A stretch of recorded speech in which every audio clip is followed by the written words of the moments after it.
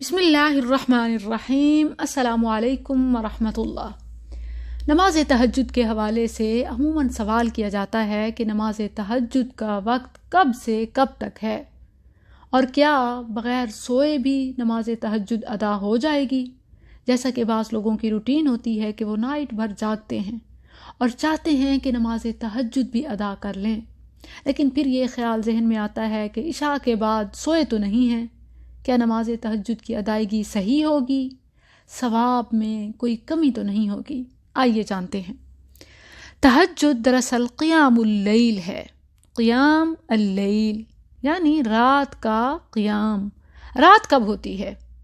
عشاء کے بعد سے آذان فجر تک رات ہے، تو اس لحاظ سے آپ عشاء کی نماز کے بعد سے صبح کی آذان تک، صبح صادق تک جب چاہیں تہجد پڑھ سکتے ہیں۔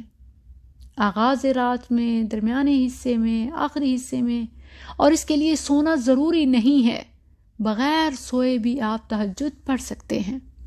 لیکن یہ دیکھ لیں کہ عشاء کی نماز کا آخری وقت نصف اللیل تک ہے، یعنی رات کے 12 بجے تک، اور پھر دیکھیں کہ آپ کب پڑھتے ہیں عشاء کی نماز۔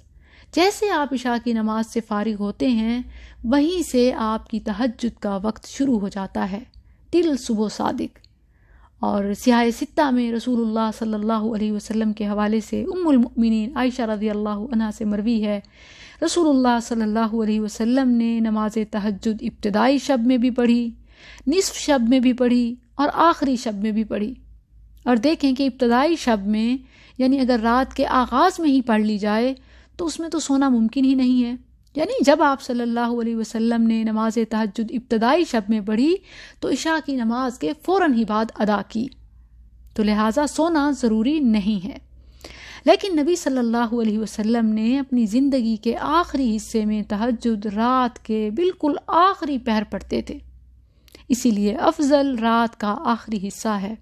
لیکن بغیر سوئے ایون عشاء کی نماز کے بعد بھی تہجد پڑھ سکتے ہیں، جیسا کہ رسول اللہ صلی اللہ علیہ وسلم بھی بعض اوقات عشاء کی نماز کے بعد ہی تہجد پڑھ لیتے۔